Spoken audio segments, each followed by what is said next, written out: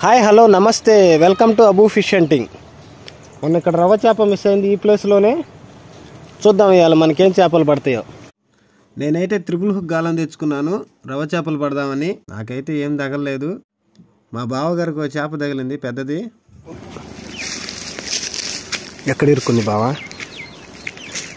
పెద్దదే బావా. దిగానా? చేప పోయిద్దేమో బావా.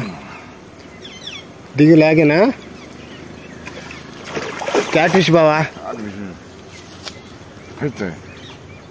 ఆడి ఆడి వచ్చిద్దిలే ఆడి. సింగిల్ గాలమేనా? మొన్న లేతే కథ క్యాట్ ఫిష్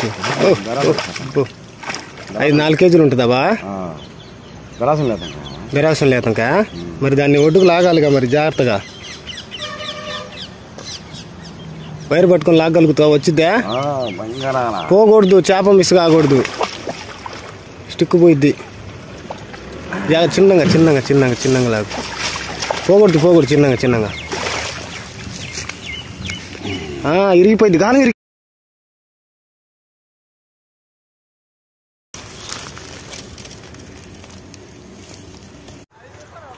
3 కేజీలు ఉంటుంది క్యాట్ ఫిష్.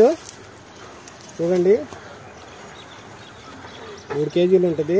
రవ్వ చేప అయితే పడలేదు కానీ క్యాట్ ఫిష్ అయితే పడింది. ఈ క్యాట్ ఫిష్ని ఎవరు తినమాకండి. వీడియో నచ్చితే like and subscribe my channel.